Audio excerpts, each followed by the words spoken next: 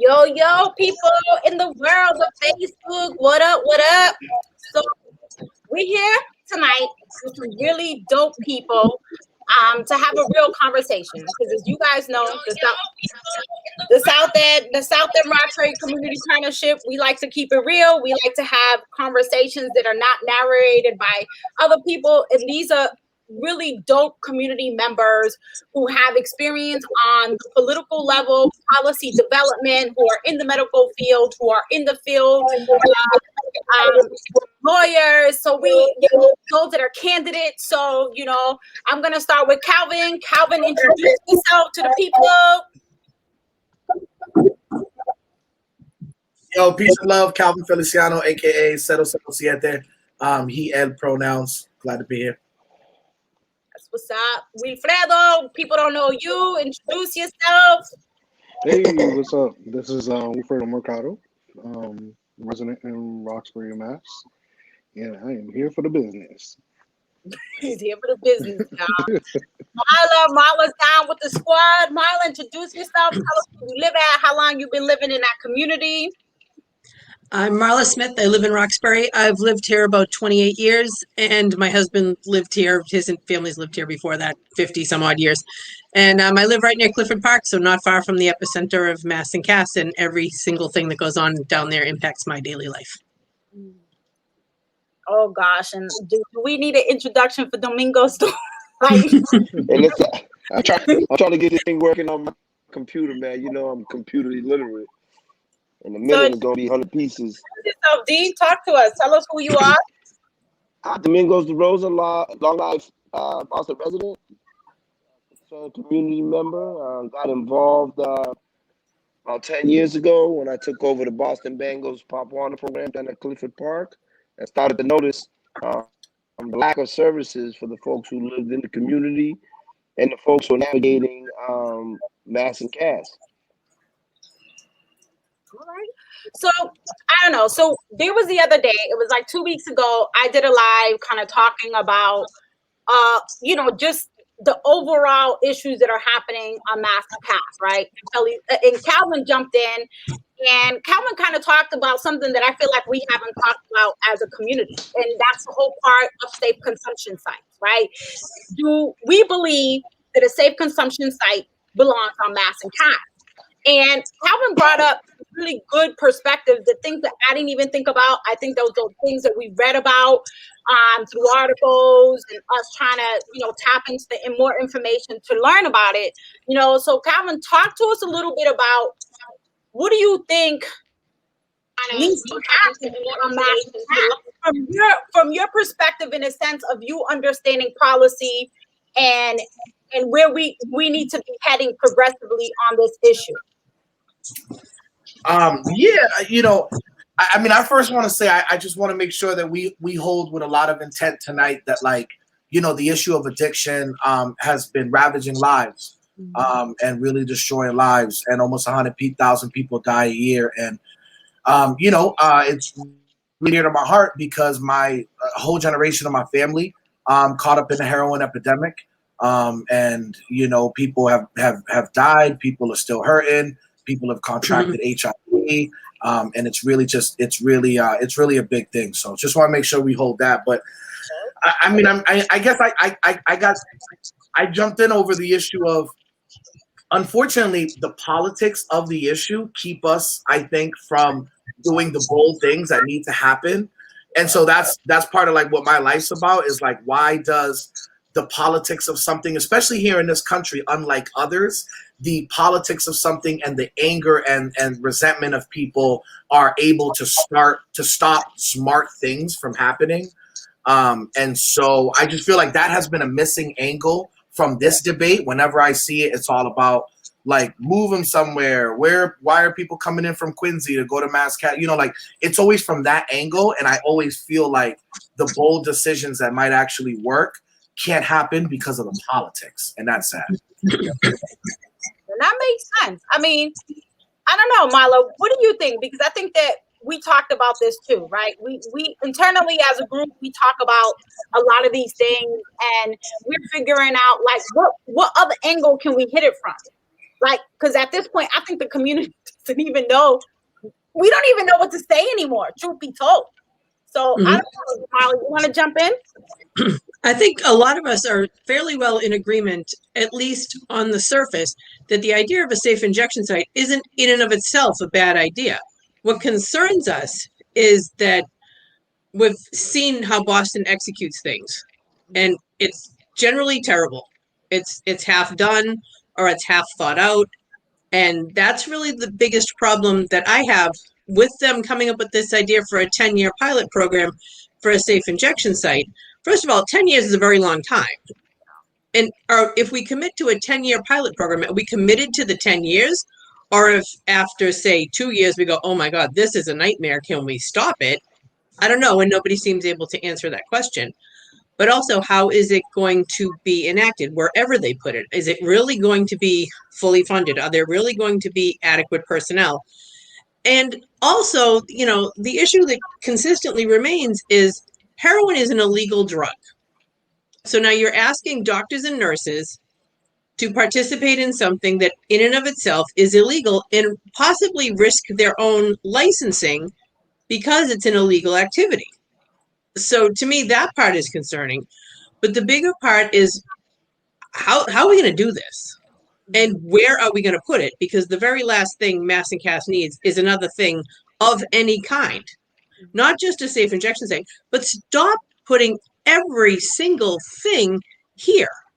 We have people seeking recovery. We have people working on their recovery. We have people who aren't even ready to begin thinking about recovery, and they're all in the same place. And so if you're somebody who's made it through detox and you've made it to the next level and you're using methadone therapy, you have to go right down into the middle of the craziness that is Mass and Cass to get your methadone. That's functionally the same as asking an alcoholic to go to an AA meeting in a liquor store.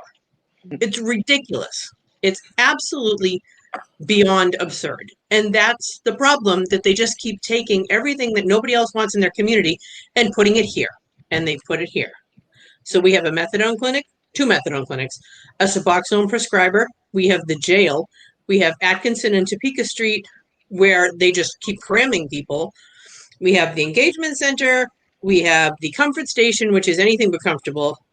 I mean, I can't even tell you how many nonprofits, because nobody can give you a number as to how many people are operating in this area, supposedly performing outreach services. And from what I understand, they're actually trying, but there's no metrics for, are they being successful? Where is the money going? Who's spending what? Who's spending how much? And this is what I think we need to take into account before we entertain putting anything else there. Find out what's already there. And then from what's already there, find out what's working. And then figure out what else we need. So that's my thoughts. And I have a question for you, Fredo, right? Because this is kind of partly around your alley, right? Because I know that when me and Calvin spoke, there is the medical part of safe consumption sites. For our understanding, Calvin, and help us out here, reduces a lot of medical interventions, right? So for someone who's in the space of being in the medical system, talk to us like what do you think about all of this, and how does this impact the medical system on a different level as far as who's going to be paying for all of this? That's a good question. So, first of all, I want to highlight one important point that Marlon made was accountable. Who is accountable, right? We have all of these resources that are allegedly on the mile, yet we don't know who's doing what, right? And so it's very concerning. What's even more concerning is that not everybody is on the same page when it comes to providing healthcare to all of these people. One of the biggest challenges that we face is providers being able to provide the best care that they can, but they're limited on what they can provide because there are so many caps that they face. For example, you can go into a clinic, get treated for methadone addiction. However, there's no follow-up. who is following up on their care? Who is providing them additional services after they get the medical intervention that they need? And that's been one of the biggest problems that we face, and I can tell you from my clinic, is that we have a lack of follow up. And who is going to be there to support those people afterwards? And what we find is that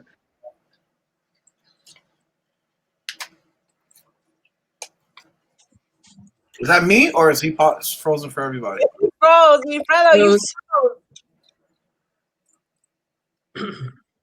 Okay, Mingos, go ahead. Save us a little bit. Yeah, I mean, the reality is a lot of the programs that are there do have a success rate.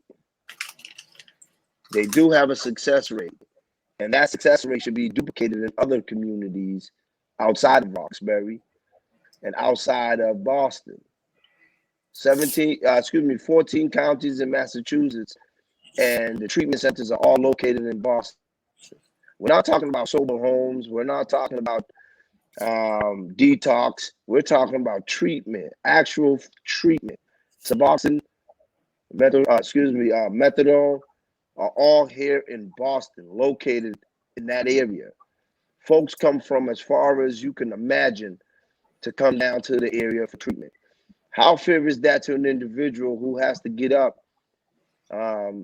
extremely early to get on the commuter rail, like the gentleman I met who came from Worcester every day, and he couldn't get back home. There was times where he couldn't get back home because the money he had to get his son to eat, or he had to buy something to drink. And of course, there was times, like he said, he relapsed. Now he comes out and he sees a friend who navigates the same addiction he's navigated, and turns around and says, "You know what, man? Let's just get high." And that individual now goes back into that lifestyle and hoping that they can break away with the support that they do find. The support on Atkinson Street is bullshit. I'm gonna say what it is. It's bullshit. It does not work because of the environment that you're putting people back into. Yes, there are great staff members down there doing great work, but they don't control the politics around the issue. They just there taking directives, and they marching to the beat. And it's sad because the folks that we encounter who are living on Mass and Cass have great stories to tell. They come from great homes. They have loving families. Over the 10 years that I've been dealing with this as a program, I've gotten to know guys who would literally say to me, "What time you showing up?" I'm there at 5. By 5:15, these guys are out there picking up trash, feces, needles, telling their friends who navigate the same community that we have kids coming out to use the park. Come back later. And it's heartbreaking that someone that I met 10 years ago is still on Mass and Cass trying to find help. In and out of treatment. They relapse, they get kicked out. Where is that? If I got locked up every time I said something to the police, I wouldn't have a Corey. I have an encyclopedia of criminal charges, right? And this is what they're doing to individuals down there. I'm not against any form of treatment. What I'm against is inadequate treatment. My question to you, panel, who is going to be responsible inside the safe injection site, consumption site, however they want to name it, who's going to take the responsibility when the first individual dies from having that treatment given to them? Is it going to be Big Pharma? Are we going to sue Big Pharma? Are we going to sue the dope dealer? Are we going to sue the city of Boston? Or are we going to hold the individual who actually put the substance into a needle and into their arms? How is that going to pan out? That's my biggest question. It's not the fact that We don't have the place to put a safe injection site because we can put it at the VA hospital in Bedford. We can put it at the VA hospital in Brockton, the VA hospital in West Roxbury, with the supervision of the federal government. Like Marla said, it's still an illegal substance. And then again, are we going to Corey Story the drug dealers so they can apply for this position? So they can be legal drug dealers outside of these places? So again, there's a lot of questions that come behind this, and this is why this conversation is needed. Go ahead, Calvin, because Yeah, I think I gotta jump in because when wanted it a few times. yeah, Marla and Mingos hit like law and what's law, right? Like it was actually law in this country. Like the law in this country is bullshit. I don't care that it's not law. Then the federal law should change. Federal laws around heroin addiction and drug consumption are all based in racism and white supremacy back to the inception of them to get people hooked and to get people in jail. So when you say something's a law, I say I don't care. It's also, you know, right? Like some, because, you know, the laws are not fair and we know that. Interesting point around like the location. I mean, I get it. You know, I've seen these. I'm blessed through work to work at every, I work in basic, I sometimes say I'm from every urban center. I fuck around in Lawrence, I'm in Land, I'm in Worcester, I'm in Springfield, I'm in Holyoke, I'm in Boston, I'm in Brockton with it. And everywhere, whenever these sorts of things come up, a recovery, something or whatever, the communities are always so against it, which I understand. We're like, damn, why does everything have to be here? But when you get past that resentment, to like, how are we going to solve this? Right. It should not have all been in Roxbury. White folks should not be coming in from Weymouth and Worcester and Gloucester to get the methadone in Roxbury. It's ridiculous. With that said, if we're moving towards actually fixing the problem, you're going to have to put any resources and site where the people currently are.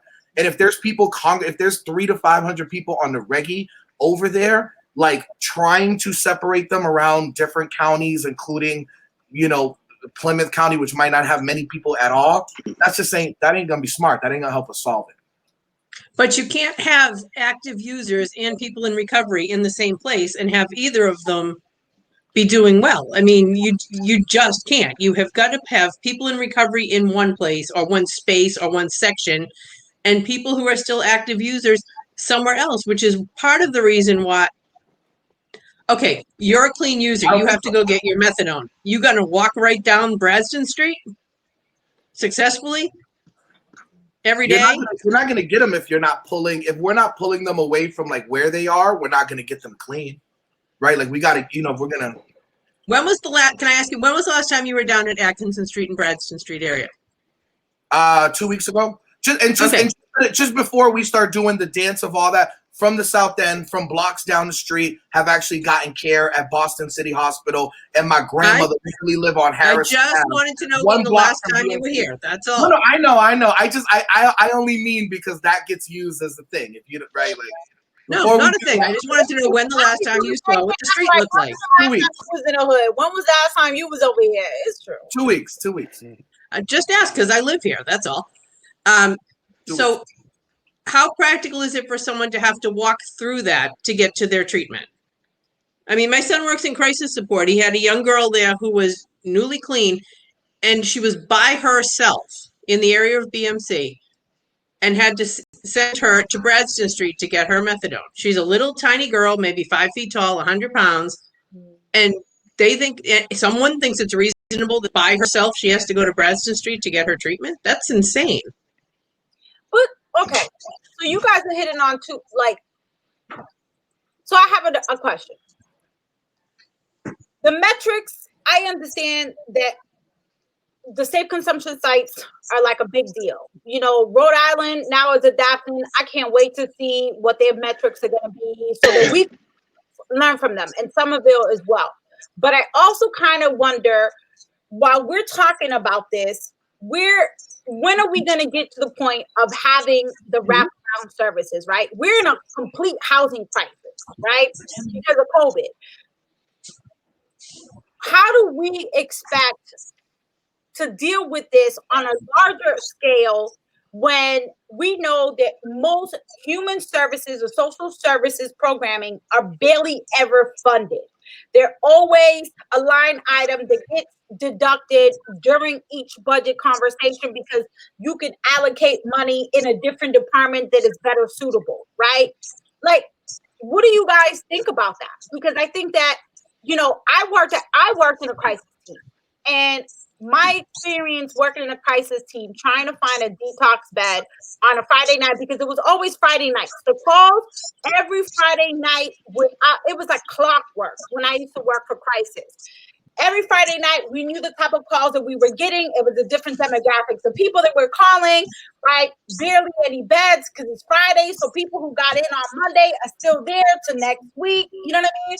So, and many say that there is services, but I don't think that there's enough beds for the amount of people who require the help. So I like, what do you guys think? And kind of going to Wilfredo, because you got the pros.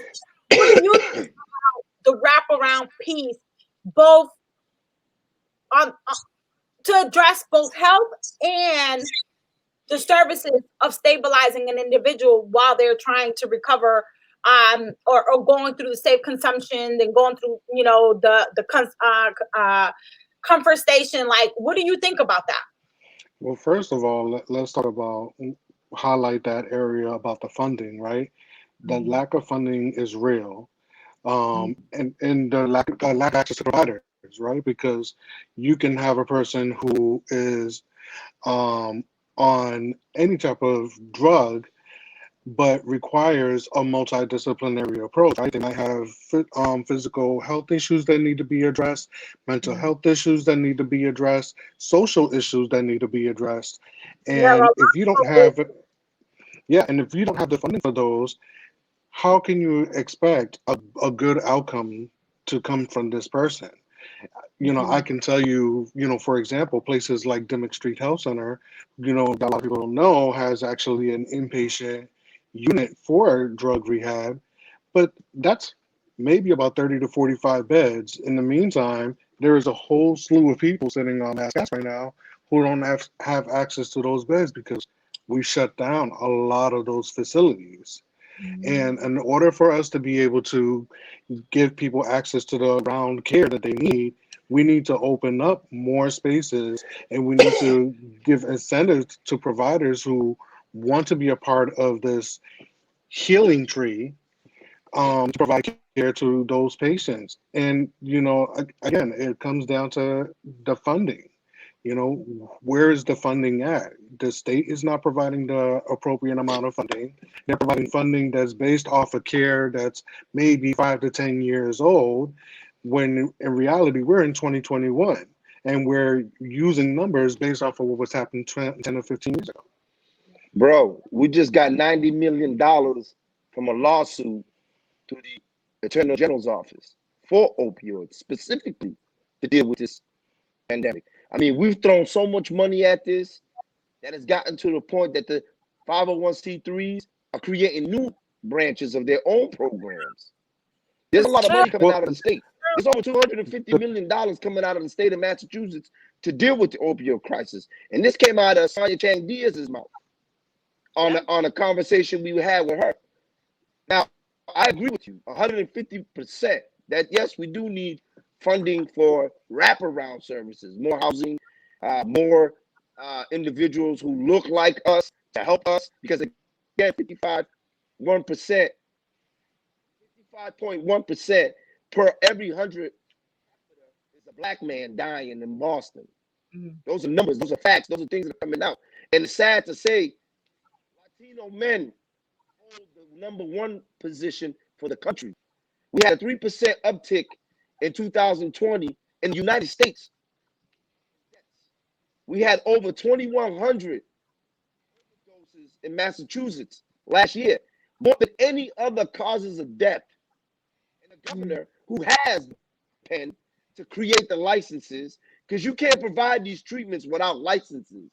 He's the only person in the state of Massachusetts that can give licenses to any individual who is looking to provide quality.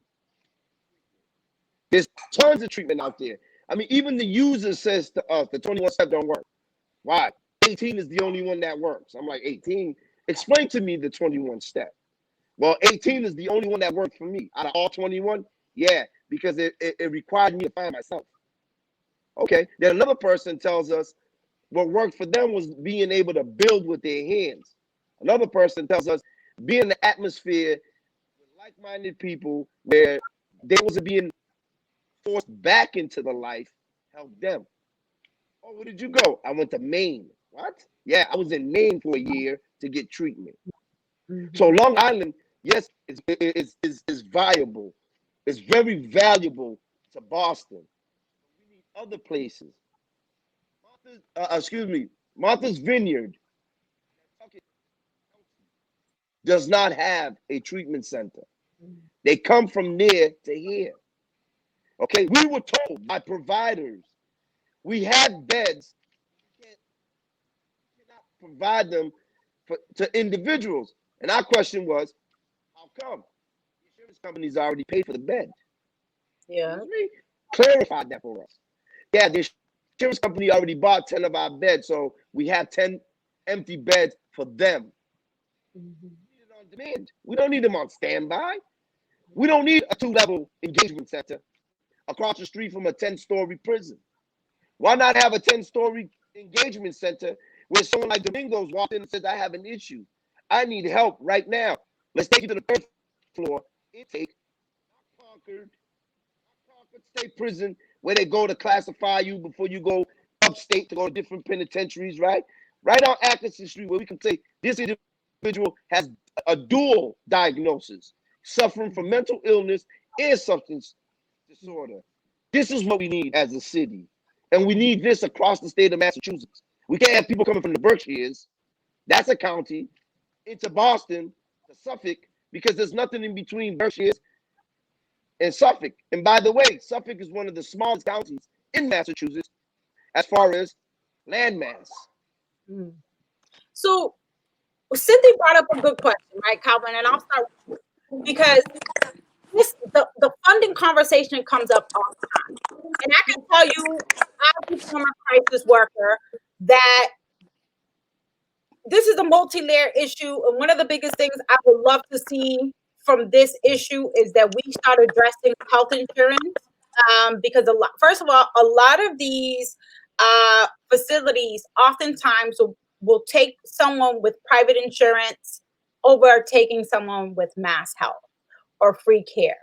And that's super problematic. And I've also witnessed and seen facilities who banned individuals because maybe someone assaulted their staff member, or they don't have certain licensed certified staff to work certain shifts. So, and also, I've also seen a layer of, if certain individuals on certain medication, you have a lot of facilities that will not take an individual based on certain medical issues and medication that they're on, because they don't have, I guess, the resources they can help with the substance use and the mental health, but they might not be able to help address or have the resources for the medical issue, right? So I think that this question that Cindy asks is, what are the services that need more funding, as well as services that are not available but are needed?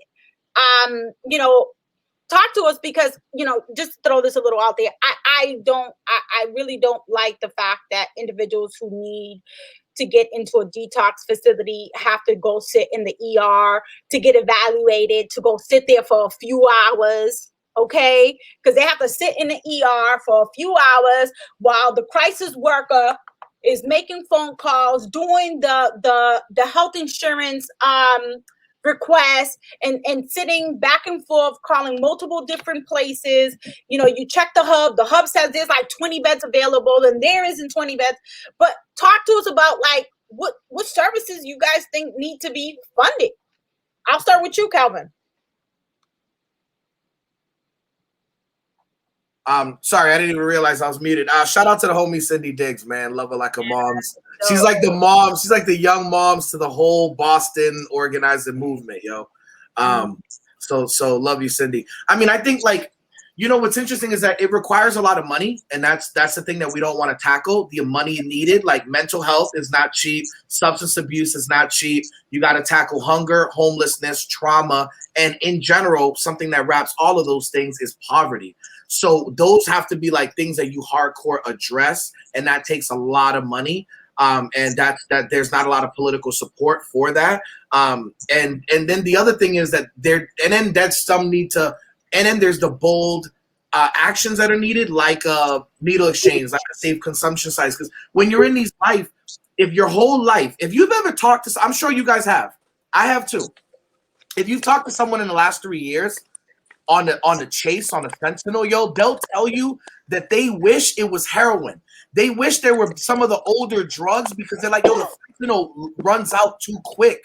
And it leaves them on this unbelievable chase that can never get, you know what I mean? Like when you're thirsty or when you're trying to take a breath and you just never get the full breath you need. They are in this place where they're just on an endless chase. That shit is real dangerous, right?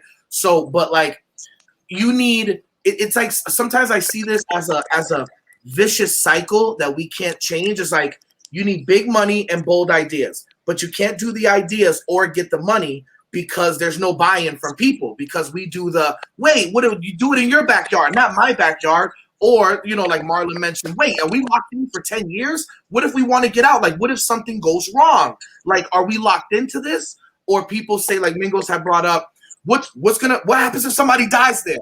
Right? Like, what happens? You start throwing these, what happens if somebody dies there? Who's accountable? What's the plan? We start like putting boulders in the way of the path. And it's like, bro, that's why the politicians won't do it. Similar to marijuana, you know, see, they legalized it. Once it became popular with people and nobody's dying, then they're okay with it.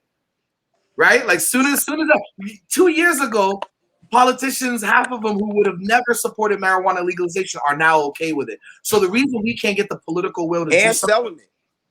And selling it. Absolutely. And selling it. Shout outs to I'm gonna shoot the shout out. Shout outs to Tito Jackson, Andrea Cabral.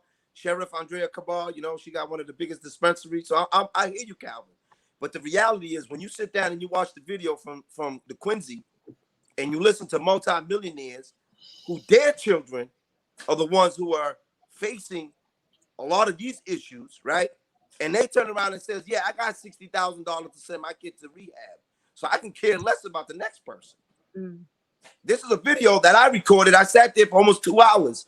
I skipped the forum in West Roxbury because this conversation was more important. That's why the state has to subsidize it for poor people. That's why the state should subsidize it. It should be a public health. It's a right. It should be a public health. How do we right. get the governor to get off his lazy ass and do something? I mean, I think we need to look at the bigger picture here. Like, this is just one big old science experiment. I mean, and when it comes down to it, funding is very huge on this. You know, I mean, one, I can tell you that, being on meth, there's no cure for meth. We don't understand it enough. And so we need to understand, what is this medication doing? How do we treat this medication? And then we can move forward from there. Right now, there's not enough money and research to be able to find this out. We're just putting Band-Aids here and there and everywhere.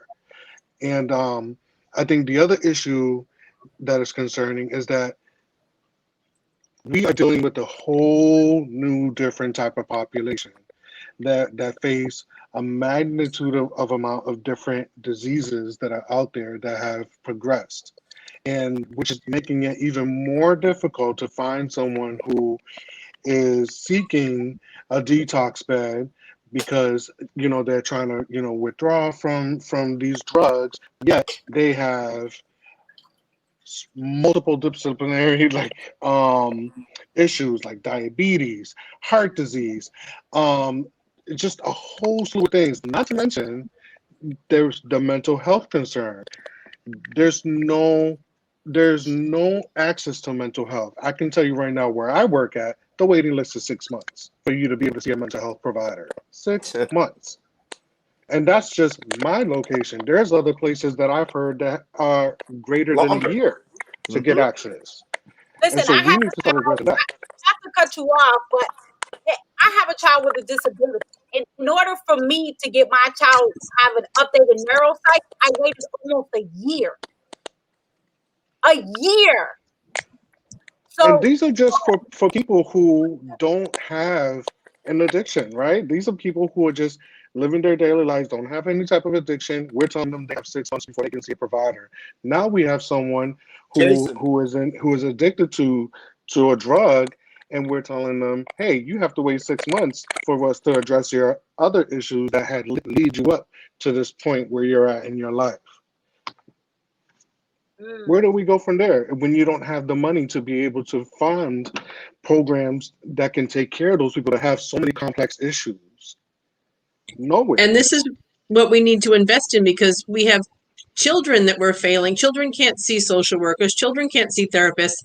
And if you deal with people who are in the throes of addiction, you know that almost all of them have some traumatic issue that they are trying to numb, and that is how they got on the road to addiction in the first place. Had they been able to talk to a therapist or a counselor or a psychologist, or even just somebody working in their school as on a friend basis, perhaps, we can't know, but perhaps their issue could have been resolved. Perhaps if we could turn away from calling it mental health and wellness, or something that sounds more friendly, so that there's less stigma attached to it, we could catch children, teenagers before they fall into this horrible whirlpool from which swimming out of is so very difficult. And it's I think people see just the smaller detail in it is, oh, this person is on drugs. No, there's a bigger issue here. The bigger issue is, one, yes, they are on drugs. Two, they have a whole host of medical issues that are going on. Things that you would expect a 50-year-old, a 60-year-old to have, your 18-year-old is walking around with. And that's a huge problem. And a lot of it is because of the access of care. They don't have access to it. And the only way to get access to it is to stop closing down these clinics and hospitals, and trying to reduce budgets so that you can, try to create programs that don't work. So to kind of get to Cindy's question, right? It sounds like what I'm hearing is that funding should be allocated to more wellness wraparound services. Definitely a conversation on addressing health insurance, especially for those with low income, because we need to address the health insurance part, because even as a crisis worker, one of the things that also used to stress me out was that oftentimes the facility who would accept the client also demanded that this client came in with all their medications and everything ready. If I'm out on Mass and Cass, where am I going to get my medication from to get to this facility in Framingham or Milford, right? Especially Milford. Milford is really good at asking people, to make sure that, they have their medications, and like putting way too many stipulations on people to get into the treatment facility. So, I don't know, y'all. I know that Stephanie kind of has a similar question, is if we do fund these programs, whether it's wellness, substance use, education, do we really believe things are going to decrease? What do y'all think? No, we need to start holding people accountable. We need to hold insurance companies accountable. We need to hold people who are being funded accountable, and we need to hold the community accountable. Let's step up. Let's step up and get this work done.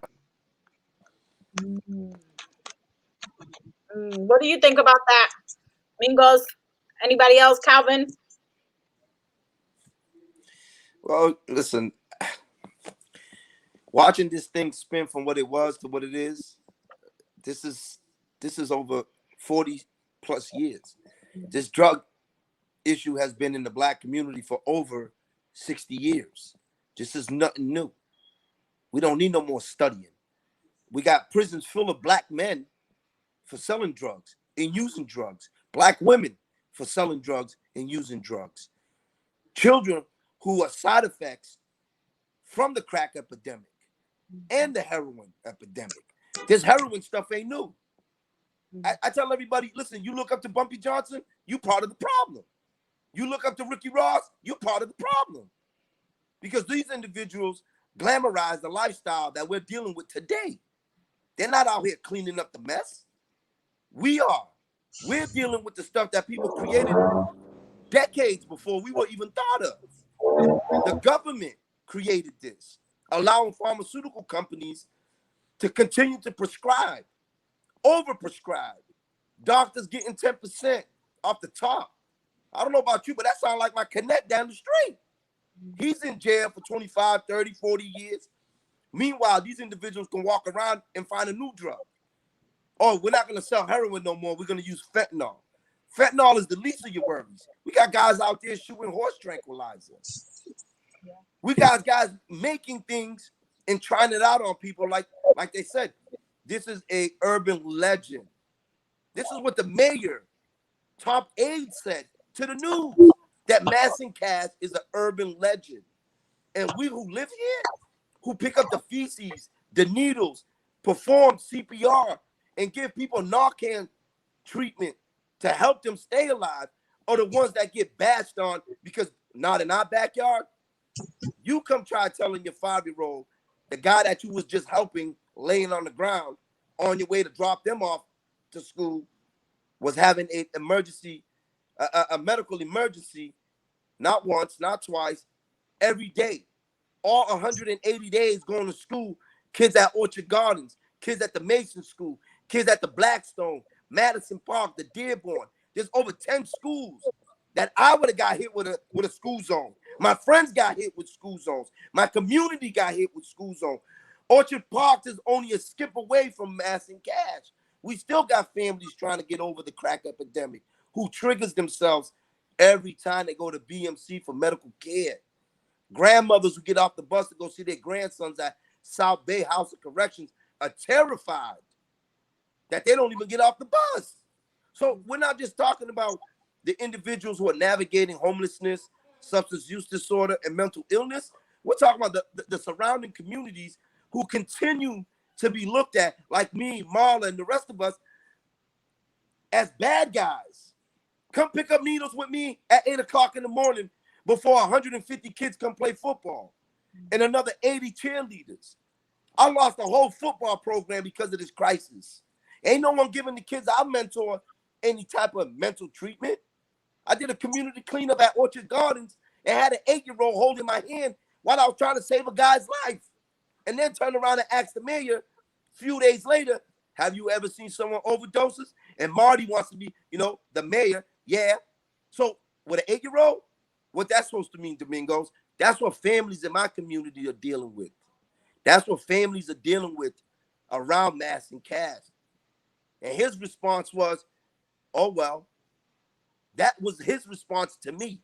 Oh, well, you created it by tearing down the bridge.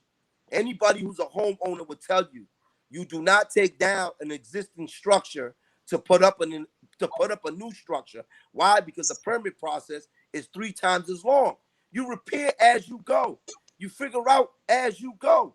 This is the mayor, was the mayor, left us with this to deal with, and now wants people to think because he's in the cabinet with the president, he did something positive here in Boston. His whole squad got picked up on federal charges that happened to disappear as he was getting brought in to the president's cabinet. Let's be real about it. This is why Roxbury looks the way it is. And of course, the politicians are not going to speak on this issue when funding comes to them. You got programs down there hosting fundraisers for these people, making sure Michael Flaherty stays in office. Like he said to us, I would never bring somebody down there for services. This is his words, not mine. He said it on a live stream. Meanwhile, my family, your family, all the surrounding communities in Boston, 23 communities in Boston, as our houses get burned, we're down there looking for shelter. As we lose our jobs through this pandemic, we down there looking for shelter. We're looking for treatment for substance use disorder because we're not crackheads anymore. We're not fiends. Let's be politically correct, because people don't like it when we say fiends, but when it's a black individual, it's okay. So politically correct, we suffer from substance use disorder. We're suffering from mental illness, and we're going through other issues that we don't even speak about, pre-existing conditions. So for me, I'm sorry if I get a little hard under the collar, but 10 years of this, calling the State House, calling City Hall, showing up at meetings, not to dump needles, to listen to the community, to hear what the city's gonna do to keep us safe. But instead, they want to sell us their resume? Man, don't get me started. But wait, so Calvin, I have a question, right? Because part of Rule 400, once that was implemented, one of the things that was listed in this, file that was posted by the Boston Police Department on their site, it said that Marty Martinez, who is the chief of the biggest, department in the city of Boston, was supposed to drop a civilian plan. Like, how do we kind of boldly, because I agree and disagree to some extent, right? Because I feel like we have to be bold about something. Something has to change. Like, whether that means we're holding the individuals on Mass and Cass accountable and saying, yo, y'all get Social Security check, you know what I'm saying? We about to take like 10% of that. You know what I mean? Like, I don't know. Like, there has to be like a bold approach. And I think that we need that. I think if there's a real pathway off of addiction, a real pathway out of addiction, and a real pathway out of poverty is like going to be the only way. And to Cindy's point about please name specific things, I mean, it's all the things we said. I mean, Massachusetts is in a mental health crisis right now. Like, I used to work with social workers, with the clinicians. There's all sorts of weird rules that are old that favor big corporations. And so clinicians won't even take you. If you Medicare, they don't even want Medicare, Medicaid patients. They don't even want you because the company will scam them and take back the money. It's all, so we're in a mental health crisis. Then you add in the fact that there's no real trauma response. That has been at a fraction of where that needs to be, right? And you add that in with all this stuff, and that, so we need all of that. There needs to be like homelessness, like addressing homelessness, addressing hunger, addressing poverty. But really, the substance abuse and mental health and trauma, and that, like, that's the huge one. And sometimes it's just as basic as I'm sorry, Calvin, but sometimes it's just as basic as providing standard primary care to people. You have people of color who do not get the basic primary care that they need. So they walk into a doctor's office and they're dismissed because of their condition, because of all of this whole epidemic thing. And so they go to the next best thing they think might be able to help resolve their pain. And then we lose another one to the mile, right? And I think that's the biggest issue, is that there are multiple disciplinary things that are going on that have to be addressed. There are not just specific things that can be handled. It has to be, everybody needs to be held accountable. Everybody needs to be held accountable. And that's true. I just want to say, but at the site, which is part of the controversy that brought us here tonight, that's why I keep bringing it back to it. At those safe consumption sites, that's where you can literally base the wraparound services right there. Like, what, you know what I mean? Like, part of the needle exchange without the safe consumption, it's still needed, but it's flawed, because when I get the needle, right, I then dispose of needle wherever. Whereas if you're using there, you dispose of needle there. There's studies all across Europe where there was one, I think it was Portugal, that they had 13,000, they were picking up 13,000 needles every single month. And then they implemented this, and they went down to 3,000. Like 13,000 to 3,000, like, that's a big deal. And so, Calvin, we're picking up 14,000 a week. We are so far behind Europe in terms of caring for people and getting stuff done, because Europe has socialized medicine. Europe has sort of, I don't know that they've legalized drugs, but they've stopped prosecuting people for them. So they have all these supports already in place that we can't even get 24-hour-a-day toilets. But they also have safe we have to start there. Sites. I mean, but this is part of how they got to that. But you can't make people use a safe consumption site. So while I think it can be a useful tool in a very big toolbox, it isn't going to be a magic fix. I mean, people seem to think that we're going to have a safe consumption site and boom, there's going to be no more needles. There's going to be no more users. There's going to be no more rubbish. And Portugal bears out that just isn't true. It improves things somewhat, but not in areas where there's an open air drug market around the safe injection site. That's from the Portugal study. Let's also remember that Portugal is a country and can change Right. its law to favor, and they also can alter numbers to favor what's going on, because this is what Boston's doing. At one point, we were told 100,000 needles were being given out, and they were collecting 100,000 needles on top of what they're already giving out. All realness, the injection sites already been here. It's been here for 7 years under Marty's leadership. They called it a comfort station. People got footage of it. Not the same thing. Not the same thing. Dude, there's a nurse there. They give out medical supplies. Not the same thing. Not close. They give the comfort station is a tent and like and they're making sure people don't die. The comfort station is an outdoor tent. Have you been in there? Have you been inside a comfort station? What? How have they described them from the outside? How do you describe them from the outside? Have you physically witnessed what goes on inside the comfort station? No. Okay then. So again, you can disagree with no facts. I've seen it's not a safe consumption site. It's the That's same not. thing. It's not. It's not. You got a nurse on standby. You got a nurse on standby. That's bare bones. That's bare bones. The nurse can handle 100 people. They had to cap it at 100 people. A nurse on standby for 100 people. Calvin, what happened was, so what happened was that those comfort stations, that's a fucking tent. That's an outdoor tent. That is so far from a safe consumption site. If you look up the 100 safe consumption sites all over the world, none of them look like an outdoor tent where people just walking around. Again, my point is the city put one there as a comfort station because they were, again, this pilot program for 10 years. They've already been doing it for 7. Yeah. We're talking about a safe consumption. It's just not. It just hasn't happened. My guy, it's the same theory. A lot of medical staff there in case someone has a medical emergency. We're going to give out. To say that in theory, a actual structure that is damn near an inpatient medical facility is the same as an outdoor tent where they're handing out like toiletries and needles. To say that those are like the same, I don't think that's fair. So you're telling me the convention center? So the convention center was in a hospital. The what? The Worcester Convention Center was in a hospital. The DCU center, yeah. They made it like a field. Yeah. So yeah, they made it into one. So I think Calvin, the issue is right when the comfort station was presented to us, right? It literally everything that the safe consumption sites provide, we're being told is what is provided at this comfort station, which is why people continue to say it's like a makeshift comfort safe injection site, right? So there's nurses on deck, there's outreach workers, there's clinicians. I mean, but saying the comfort station and a safe injection site is the same, that would be like saying the van that hands out condoms is the same as a hospital. You know what I mean? Like, yo, that's a big difference.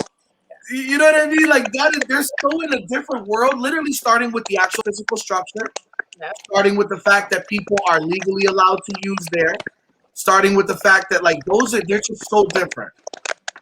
So I guess the question here is, what is the city doing to prove that is not the actual idea? That it's not. They don't.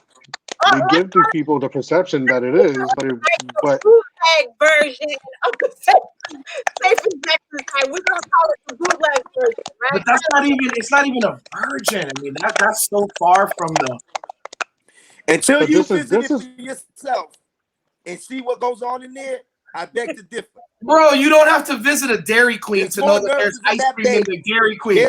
We know what's going on generally in the comfort. Like, you don't have to visit a Friendly's to know that they got fribbles out there. Right? Like, you don't necessarily have to visit. And the truth is that is so different. Again, that is so different from an actual safe consumption site. Those just radically different. Those are not Listen, legal here. We don't You have got one. your opinion. You have your opinion, and I have mine. Like you said, you've never been in there, so you don't know what the facts are. You haven't seen it up and I know close it's and not a personal. safe consumption site.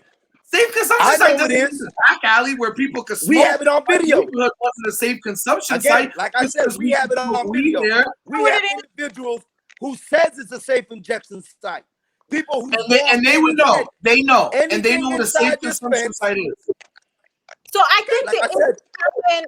till you Anywhere where visit you it, can hold your on. opinion is Anywhere yours, that mine you is could mine. shoot up, anywhere that you could use Get spicy up in here. anywhere that you could use drugs and potentially not go to jail could be considered a quote unquote safe injection site. I'm talking about the actual term. I'm talking about the actual practice of having a damn near inpatient center where you're doing this in a much more that is My God, so that's what they were radically doing. different from a But okay, Yeah, so we have from so a if tent. we get a safe injection site, you can't force people to use it. So that safe injection site, in theory, serves. I can serve 100 people at a time or something, 100 people in a day. What do we do with the other 350 people who are outside who might want to use it, but there's only so many people who can use it at a time? That's why they need to be I mean, big enough. I mean, how one of big the do you real make it? We have like as somewhere big as between the 2 need. and What do you 800 mean? people. As big as the need. You make it as big as The the need, need, right? but you're comparing it to Portugal, my where the mother need needs is like needles for 3% Portugal, of actually, ours. insulin. Vancouver's wildly different from Portugal. FYI, there's also 150 sites of these. Portugal Mhm. is one of several. So no, it's not about Portugal at all. But Well, you keep mentioning Portugal. I said across Europe, and I mentioned Vancouver, not Portugal. But I'm just saying that they are not safe consumption sites. Like those are just that little tent outside with the nurse walking around and security walking around that can, but anyway, there was a study, and that one it wasn't Portugal, and they said that it was actually Sydney, Australia. It was the one you sent it around, Mingles. That Vox article. If y'all look through that Vox article, they talked about how the data wasn't good enough because it was too much of a small sample, and they were saying that many of the sites, the problem was that they were too small. They had one where they had up to 500 people every single day out there, which sounds a lot like the numbers over there on Massive Pass. They were saying 500, and the safe injection site was for like 60 people. So you have to make them for what problem you have. If you have, you know what I mean? Like you wouldn't make So it. we need a safe consumption site bigger than most of our existing hospitals. It would be like an inpatient. It was smart. Like it would be like an inpatient facility, like a large facility right over there for sure. It's like this Over there, where? But the interesting part is that you're breaking it down in a different way. I've watched, and I think a lot of us have tried to research, and I even took time to listen to a city council meeting for Somerville and heard the presentation of safe consumption sites. Right? Honestly, I think this is the first time I've ever heard anyone even say that it was going to be like an inpatient bed kind of looking facility. For me, all I've consistently heard is that the priority of the consumption site is to overturn overdoses and connect people into treatment and facility services. So I think that this is the first. We've seen pictures and it looks like an overall medical facility, but the question is, are these safe consumption sites going to serve to take on, kind of like help with crisis, the Boston, emergency, the Boston Best team, right? Are they going to have 2 weeks for people who are overcoming a overdose? Are they going to offer wraparound services where they're going to have, case managers or whatever we call them now, get people into housing and things like that? Like, I don't know. Like, does it offer that?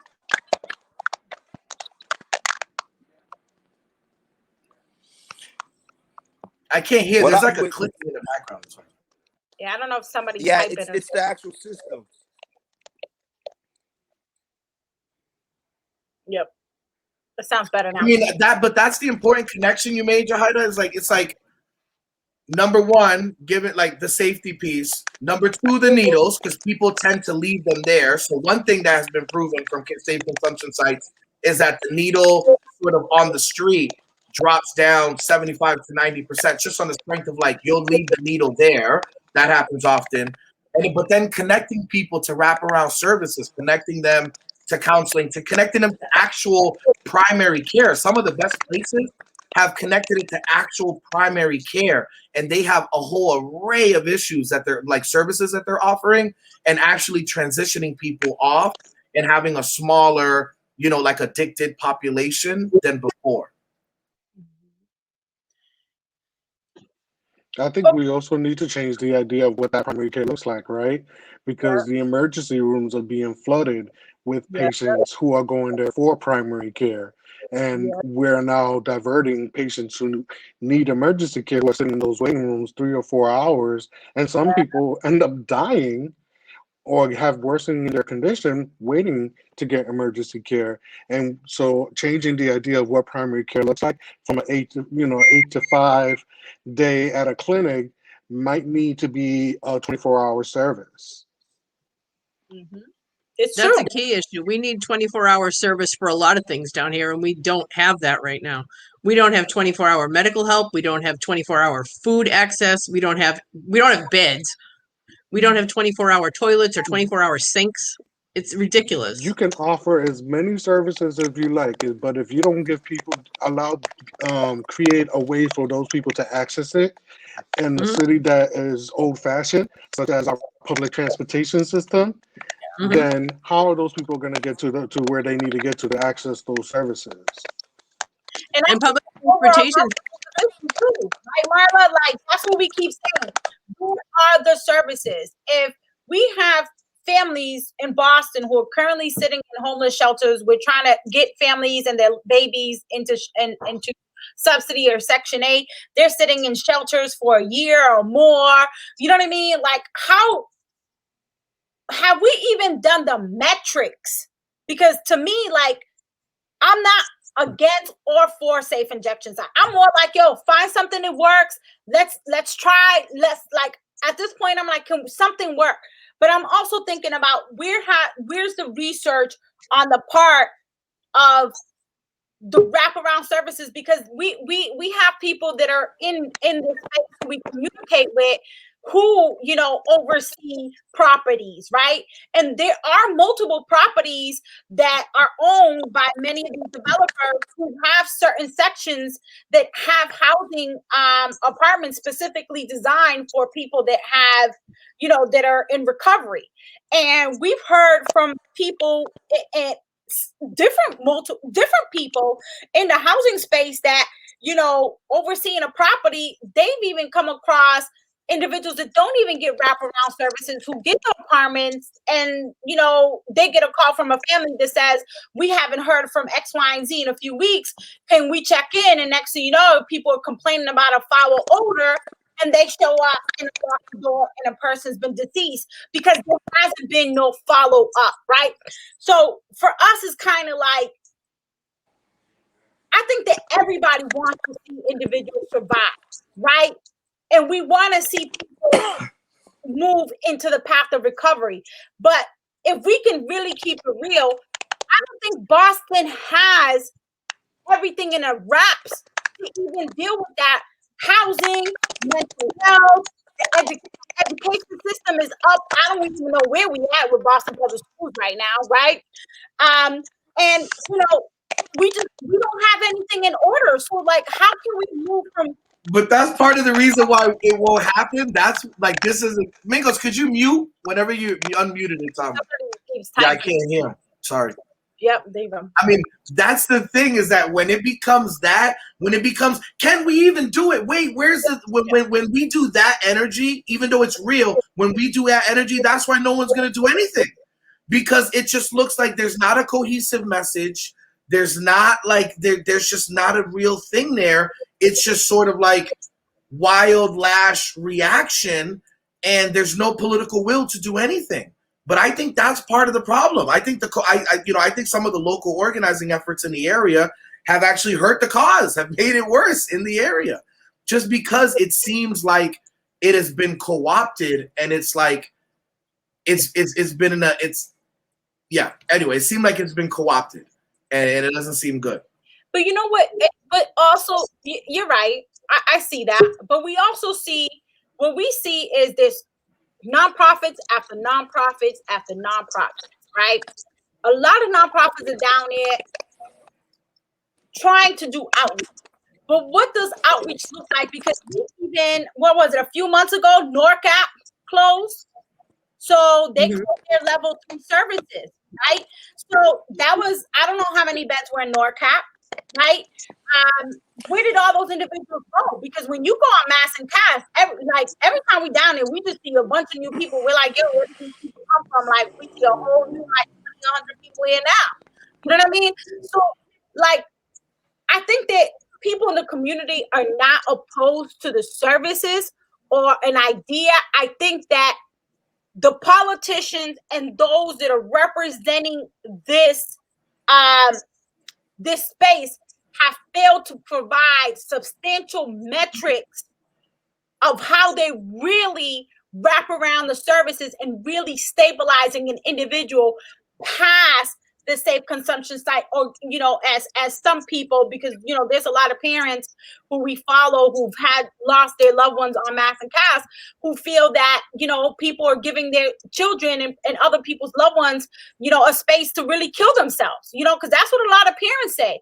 And there's a lot of parents who we've met in this process from white suburbia who didn't know what existed on Atkinson Street, because their loved ones will tell them, I'm in a shelter over here on Mass Ave, and when they come down there, they get a whole rude awakening, and they didn't know that their child was out there, engaging in whatever's going on down there, sleeping outside with feces and urine. So I think that the issue is, for the community overall, Calvin, I really do think is they fail to give us enough metrics for the community to really say, yo, let's support it. It is what it is. We got to overall. I really do think they fail to give us enough metrics for the community to really say. I think it's Mingos that keeps going in and out. But I don't know. I don't know. I don't know if anybody wants to kind of elaborate on that. I know it's going in on an hour. Kathy says if they don't get effective drug treatment, they can't move into housing. And that's another part too, Calvin, because we talk about like the progressive part, right? The bold part. We haven't even changed policies on, if you have a criminal record or not, you can't get housing, right? If, the other part of, if we want to make, legalizing of drugs, great, decriminalize that, right? The question is, are the businesses going to allow that? Are businesses going to say, you know what, it's okay, I'm going to allow it in my place of businesses? Because there's a lot of people that are going to, businesses have to operate and they have to run a business, right? And, there's so much. Weed is legal. You can't smoke weed in a bodega right now, right? So like there's weed's legal, but you couldn't walk into that McDonald's on Mass and Cass and smoke a blunt. You know what I mean? So, I don't think it being legalized means that people will literally be doing that. I mean, it sounds daunting. It ends up sounding so daunting, and I just don't think it's that daunting or that hopeless. I do think that there's common sense things that have been applied places, but they can't get applied when everything is done on resentment and emotion. Resentment about where these places are placed, or any of that, or the emotion of, wait, are you giving my kid a place to like kill themselves, or wait, this is wrong, this doesn't feel right, or just a myriad of questions. See, like if somebody addresses every single question, like, wait, do we have the facilities for this? Is there enough this? Like with all of that, it's an easy recipe. You know what? To do nothing. Right? Because it sounds daunting. Y'all are saying we need a million things to happen, that it might not even be able to be in that area. Maybe it should be in another area. And it becomes this daunting thing of like, all right, man, 10 years from now, we'll be talking about it. I worked on this research in 2004 for Chuck Turner. He called it the heroin up epidemic. He called it an epidemic in 2004. People laughed at him and said nothing about it. And years later, we're in where we are right now.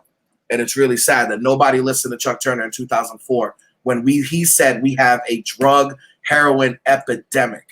Yeah. And no one listened. And he said Boston was one of the worst in the country. No one listened. Here we are 17 years later. And if we don't do something bold, if we're just going to keep complaining, if we don't do something bold and we don't try anything, or we make a million excuses as to why we shouldn't even try something, then, man, 10 years from now, we'll be having a car. We'll all be 10 years older. Yeah. On some new platform that and this is where community accountability comes in, right? You know that you have people that are sitting in office that have been making the same lame decisions for many decades, and we are still in the same predicament. Clean house, get them out of office, get someone in there who's gonna listen to you and make changes that you need. Because as long as you continue to have the same people working on the same budget, coming up with the same idea from 10 years ago, 20 years ago, we're not going nowhere. We're going to be where we're at today, like yesterday. And I think that's basically it. We honestly, Calvin, people, we just don't know. One problem is that the politicians are actually listening a little bit, Freddie. Like, people have said, don't put a safe consumption site. That's what they've heard, and they haven't put it. Right? Like, they're going to listen to the things that make political sense. Yeah. And so when people are saying, when you give them that out, like, they got an out now. Right? Like, if you try to put a safe consumption site, even if you were going to offer dope services, there's going to be X amount of clinicians. There'll be 50 beds here. People who agree to do some sort of services are going to be able to stay here and eat here. Like, there's a way to make this so that, like, when you say metrics, I'm like, the biggest metric is, can we find a way to shrink that from 200 to 400 people and shrink it, give people actual pathways off the addiction, like an actual pathway out of it. And that we have to focus on getting everybody on the same page, because every health center that are out there are not providing the same exact services and are providing in different ways. When you don't have a leader like the Department of Public Health out there who comes up with the master plan for everybody so that everybody's on the same page and are tackling it exactly the same way so that we can get results, guess what? It's not going to happen. It's not going to happen. We are going to stay stuck where we're at.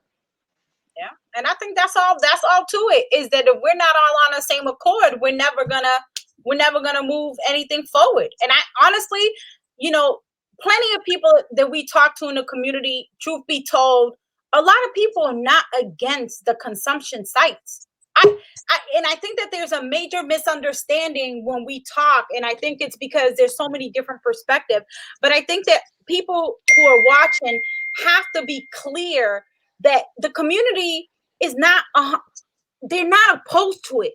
The community, I think, overall is saying, how is it going to be managed? You know what I mean? Because if there isn't a clear management on, at least on the outside, whatever happens in the in-house and helping people is one thing. Management on the outside is different thing, Calvin, because there's also been research and a lot of articles that are showing that although the safe consumption sites are great and they work and they've showed whatever data it is that they've shown, right? It has not proven that it's not decreasing crime, and it's not decreasing, drug dealers from finding the open air market. And I think that that's ideally what at least I hear from the community is saying, yo, if y'all can't even manage the public safety part, how can you guys expect us to say we're going to buy into the safe consumption site when we can't even take out the trash? But that's a perfect excuse. So we won't do it, because if we can't guarantee safety, right, we won't do it. If there's still a lot of murders and crime in Boston, then we should not do the safe injection site. And so, boom, perfect excuse not to do it. Now we're, okay, let's move on to the next thing, right? Like, that's what I'm saying, is that the things y'all are bringing up, even though they're good, these are outs. You're giving the politicians an out. You're giving them the layup. They slamming the ball. Boom, we're not doing nothing for you. We're not going to do nothing, because you said that if we're not able to handle the crime, and that if we're not able to reduce crime first, that we shouldn't do this. So, boom, until Boston is mad safe, we won't do an injection, a safe site. And then maybe that's never. And so then we won't do it. But this is where it has to become more of a statewide issue rather than just a citywide issue. This shouldn't be something that only Boston does. I mean, why can't every health center in the state be offering, have a list of, you have to provide at least this level of service to every single person who comes in here, regardless of, race or color or any other, whatever differential you want to make it. This is what we need to get away from, where so that there's not so many people coming to Boston for services they think they're going to get, when in fact they're not going to get squat, because there's just too many people already here. And there's, with drug addiction, unfortunately, there's always another person to replace the person who either went into recovery or passed away. There's always going to be someone to replace that person, as long as we're stuck in the situation that we're in right now, where mental health isn't attended to and physical health isn't attended to, emotional health isn't attended to. But this is where we need to decentralize it out of Boston and spread it out across the state, so that if people had support in their own home community, they maybe wouldn't get to the desperate point that leads them to Atkinson Street in the first place, so that parents could get their kids help when they're 8 or 9 or 10 or 12 or 15, or when they start to more than just experiment with a little weed in the backyard when they think no one sees them. And not that I think weed is a problem, but just generally, if parents felt like they had some support in their own home community, then maybe they wouldn't get to this point where they're posting pictures to, the Mass Ave Project and to us. Have you seen my kid? Have you seen my baby's dad? Have you seen my child's mother? I mean, those are heartbreaking photos to be looking at, because they're all so young. The average age of people we see is like And I 25. think also,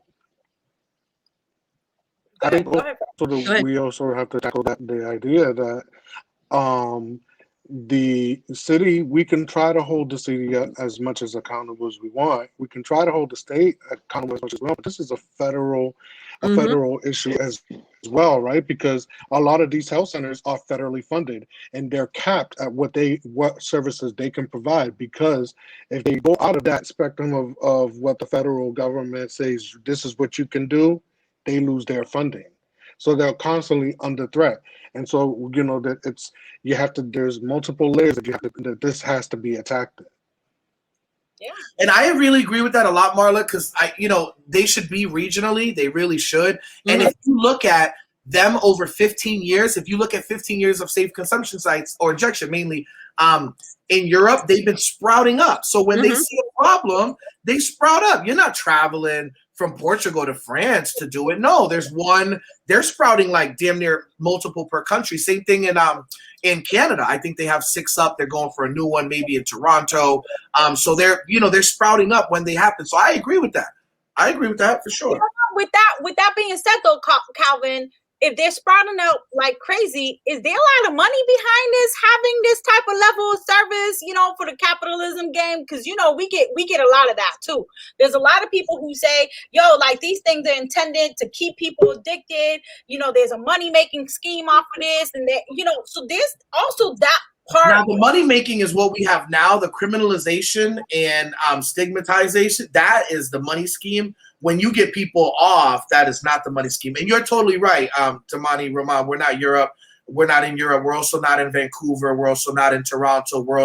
But we could do the we're also not. It's like, you know what I mean? Like, we're either going to do smart things or we're not, right? And I hate this this culture of like, America, hell yeah. You ever see those stickers where it's like, why should I have to press 2 for English? We like celebrate ignorance here. It's like crazy. So we're like, America, baby, hell yeah.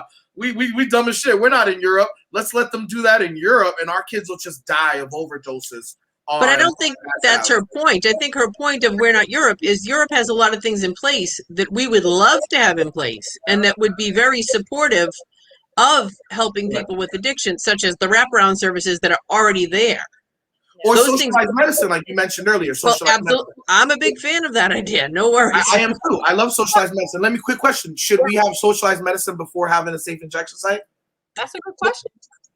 I think ideally it would be nice, but I don't know if we can wait for that to happen. Right. That's all I'm saying. Is that when you throw the boulders in front, do we have the thing is, these things go hand in hand, because the very first question they ask you, unless you're unconscious, is what kind of insurance do you have? Regardless of what you're at the hospital for, whether you break your leg, whether you have a heart attack, they want to know what kind of insurance you have. And that is the hugest barrier for so many people. And it's why people don't get treatment for all sorts of things, is because they don't have insurance, or they have inadequate insurance, or they've maxed out because they have some, crummy insurance that caps them at some ridiculously low level.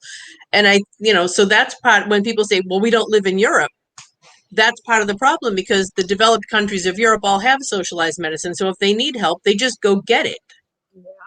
But you know what's unfortunate about that? We're the only industrialized country without socialized medicine. So I don't know that we can wait for. So we got to find a way to make some of this stuff work. Is all I mean.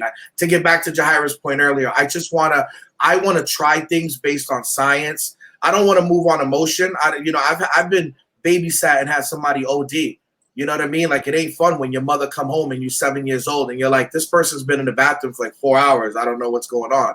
And somebody's, you know what I mean? Like, so I don't want to move on emotion or resentment of what this has done to my family, or how unsafe the community is, or what it does for my grandmoms, who literally is not safe, like walking the block, because she lives right on Harrison, a block from BMC. Neither am I. Cannot take a walk in her community. She can't just be like, oh, let me go for a walk. Like, she would not be, and that's crazy. So I don't want to move on any of that, because that would make me mad at them. I don't want to move at any of that. I want to move on some science. And I want to move on trying things that might reduce harm and have been proven to, especially if they're proven to. And then, but there's also another part to it. Mingos, you can go after this. That there's a lot of addicts, honestly, Calvin, that we speak to on Mass and Cass, who have been in recovery, who've taking a very holistic approach and do things differently. That I don't know if we often speak to them, but we find that a lot of people on Mass and Cass who have some knowledge, who are also not for this level of service either, right?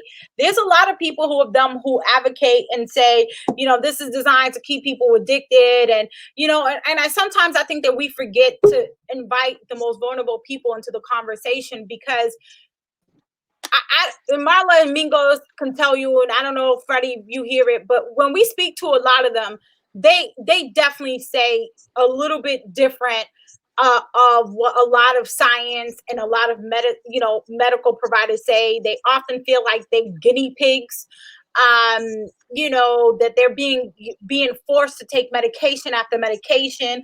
They go into these facilities, they treat it like crap. A lot of these staff, are young. We haven't even touched upon the conversation about sober homes. That you got, people who are sexually having women who are vulnerable going into these sober homes, who are doing sexual favors. They can't find their rent money, and the owner of the sober home is making girls do sexual favors. So I think that there's, and then there's also the other part that we haven't even discussed, that there's a lot of people that we've met who started as recovery coaches on Mass and Cass and end up back on Mass and Cass from just doing that line of work. You know what I mean? So I think that there's like a big conversation about like including individuals to really explain to us, because I think that oftentimes too, a lot of these nonprofits cherry pick some of their speakers for them, right? Who can push and support the agenda. And then there's a lot of people that are like, yo, we don't necessarily agree with whatever, But that's the big political, that's why the political component to it is so important. And the popular opinion, like earlier you mentioned, you don't think that people might be opposed to the consumption. I promise you that if you poll that area, like, yo, should we have a safe consumption site where people could do the drugs there? I bet it polls like 70% plus, 80% plus. No, people will be like, no. And if Mayor Jamie said today, yo, Biden said it's okay, I'm going to open one. We're going to do a building, maybe on the other side of the jail, on the other side of the bay. If she said that today, we're going to do a safe consumption site. We're going to try to transition people offer wraparound services. Yo, there will be riots. People will go nuts rioting. I've seen it happen in Springfield, Lawrence, even Boston back in the day. 15 years ago, they tried to do a sober home in Dudley. Oh my God, people went nuts. People were there ready to burn down like RCC over this sober home, let alone a safe consumption site. Like, so like the popular opinion's never going to be good. In Europe, these were protested against. In Vancouver, people were trying to burn it down. In Toronto, they're saying don't do it. Like, people are, that's why it has to be bold. And the politician has to be like, fuck, man, we're going to try this. And like, let's do it. And let's hope that we can run on some success story. But that's why the boldness is important. Popular opinion will never work. Yeah. But it doesn't work because the neighborhood didn't want the jail, but we got it anyway. And the neighborhood didn't want the bio lab, and we got that anyway. Didn't want the engagement center, got that. Didn't want the comfort station, got that. So they don't care what the neighborhood wants, quite frankly. They just don't even care. So if they want to put it here, they're going to, unfortunately, whether the neighborhood doesn't want it or not. Well, they don't care about the neighborhood. They care about popular opinion. Yeah. And so like that is different. So if it was viewed, if that goes out there, yo, Boston's going to provide a safe place for you, like for people to come do drugs, and they're going to promote drugs, and they're going to, they will get hounded from office. They'll lose. They'll get people will vote in the next election. That's why they're all scared to do it. They don't listen to science. Politicians don't listen to science. In fact, they listen to how the voter feels. And it reminds me of and I'll shut up after this, I apologize. It reminds me of, y'all remember that first Men in Black? When Will Smith said to him, he was like, yo, people are smart. Why not tell? And he was like, no, the person is smart. People are dumb, irrational, overreacting creatures, and you know it. Like, it reminds me of that moment in that movie. Sorry. So Kathy has a really good, valid question, because I think this keeps coming up all the time. Who is going to pay or fund this scientifically proven program? The government should. It should be a public health. We should take over health. The government. We should have Medicare for all. And let's do Medicare for all. But like the government, these are health facilities. But Calvin, Yeah, we the already government, I think. Right? The government can pay for it, but guess whose taxes are gonna go up? People's property taxes are gonna go up. All that stuff is gonna go up. Let the taxpayers pay for it. We need to also hold accountable the pharmaceutical companies that are producing these drugs. We need to hold accountable for the educational institutions that surround us, because they're the ones that are doing the research and using the community as guinea pigs, basically. So we need to hold them responsible for it as well. We're educating all of these nurses and doctors, and guess what? We're not offering them incentives to provide care for people here in Boston. Yet we're building on top of land and taking away from the community housing and teaching these kids just so they can go out to Washington, D.C. or wherever it is to go do care out there. What about Boston? Boston is the forgotten state, or excuse me, the forgotten city, and we are suffering as a result of it.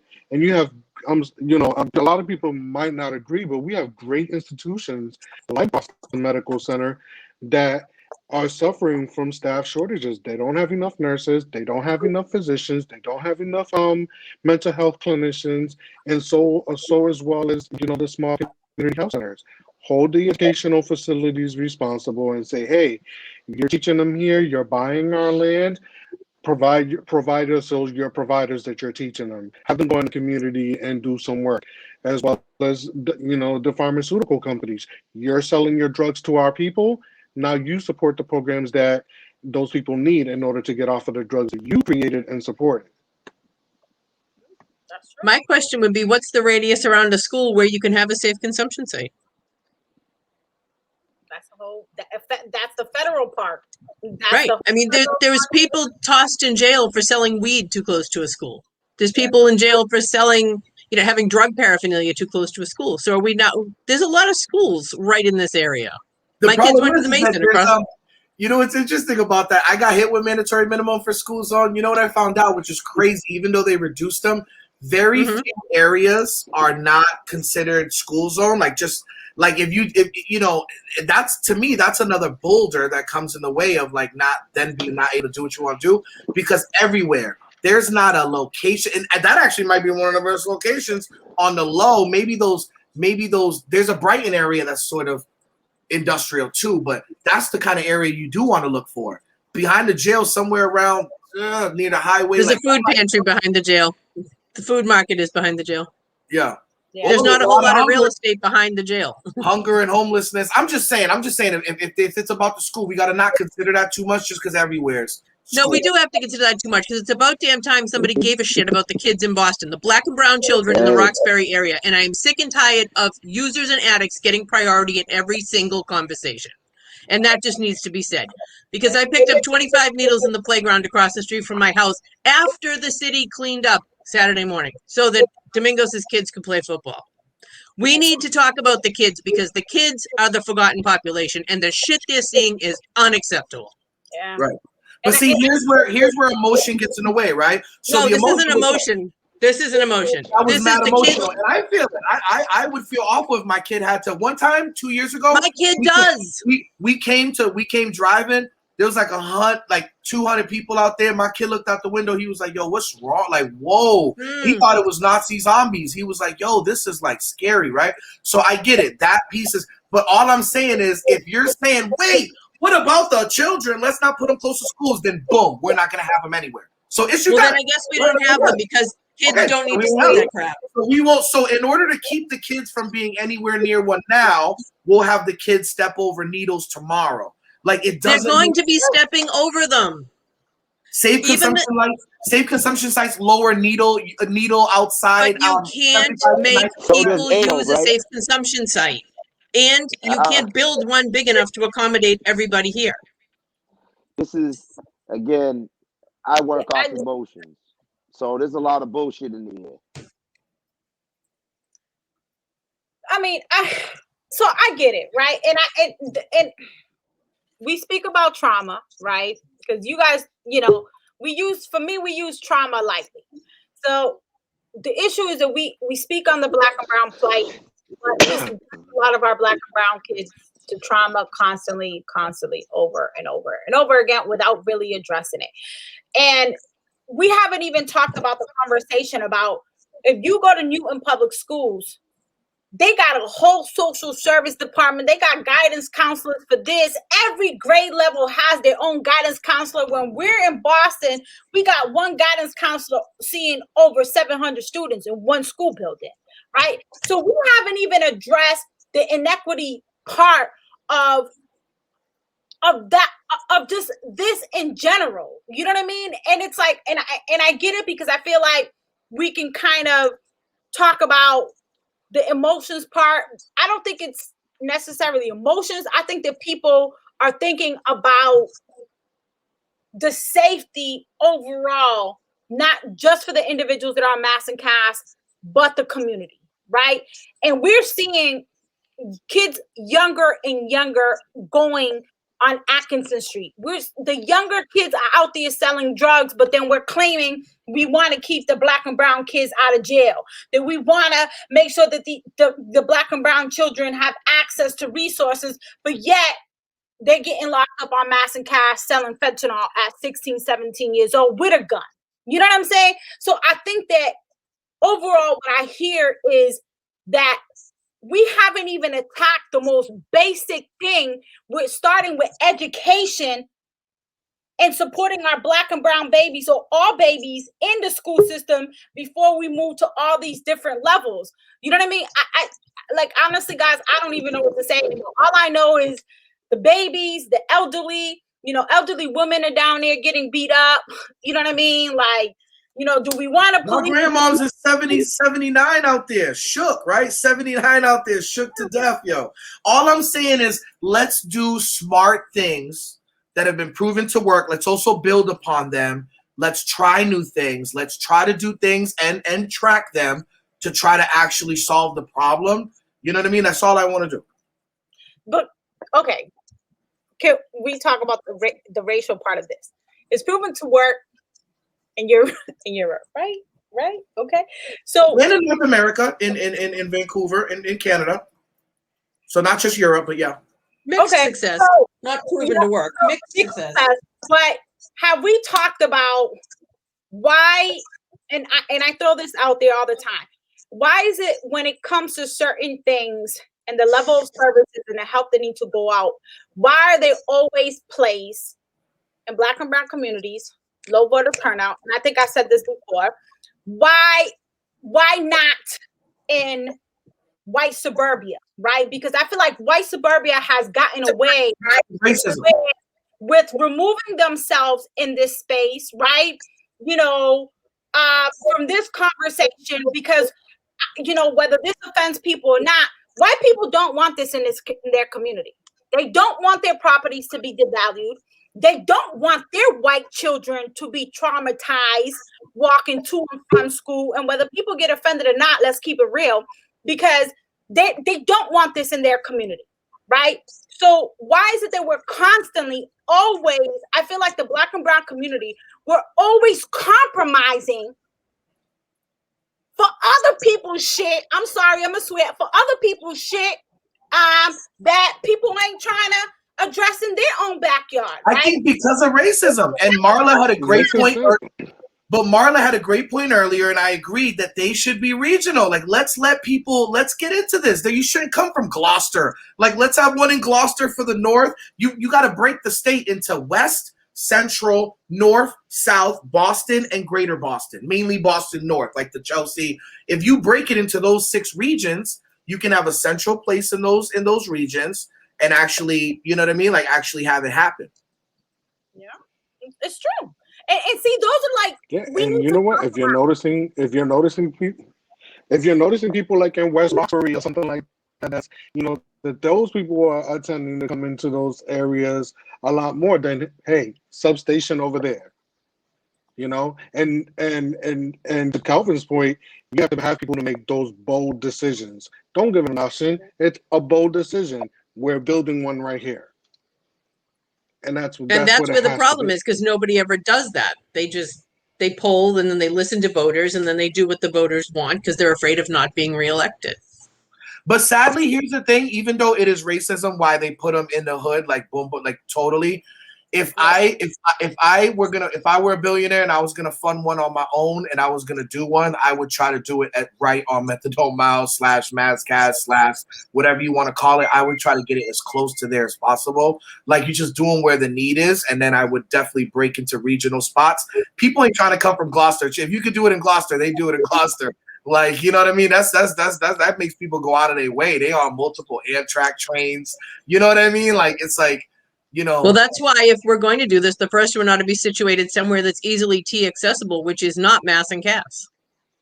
Right, but I don't even know it's the T. I think it's where the people are right now, like wherever they are. If you're gonna make it so that they have to get there, let's say we put it. What's a great T place like downtown? Imagine the like walkway from Mass and Cass to downtown, or imagine those Silver Line rides, like where you're trying to get like 300 people Cal, to try to. you sound like a hypocrite. You talking about putting boulders in place, and now you're telling them it's not doable because it's too far to walk.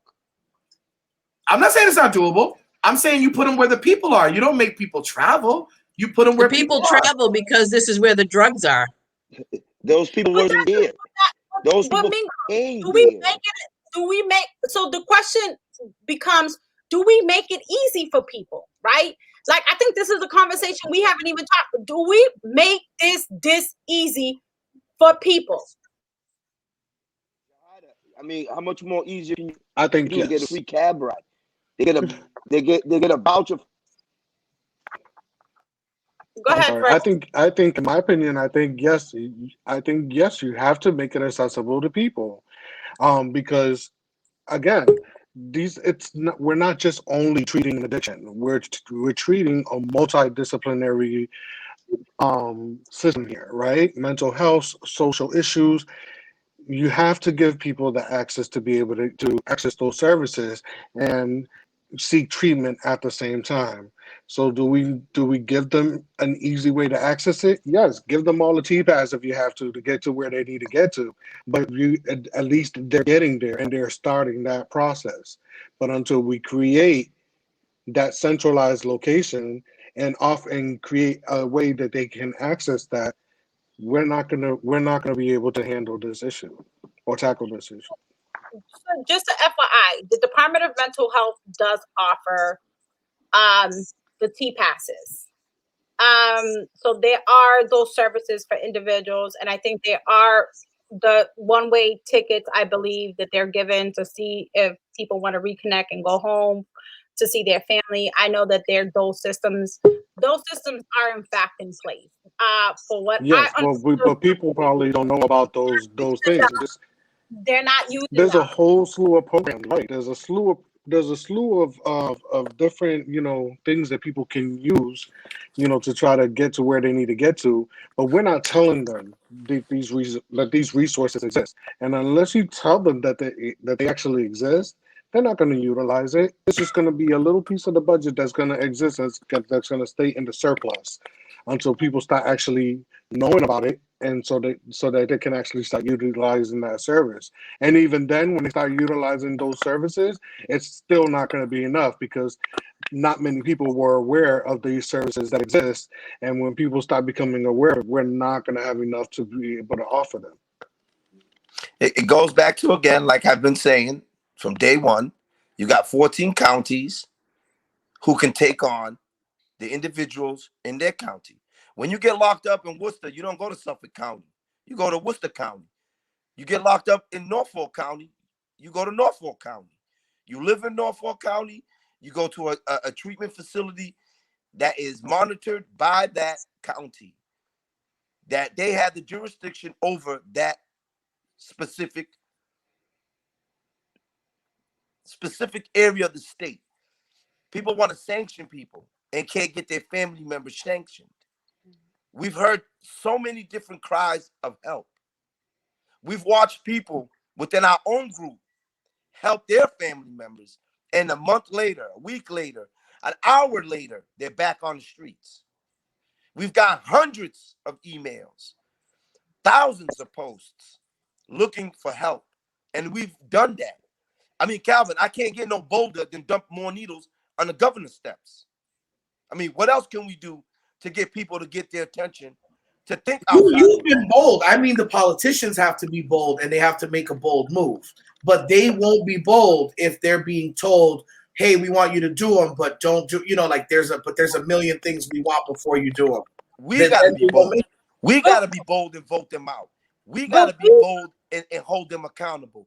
We the ones that gotta step up to the plate to ensure, like we've been saying, I'm not against any form of treatment.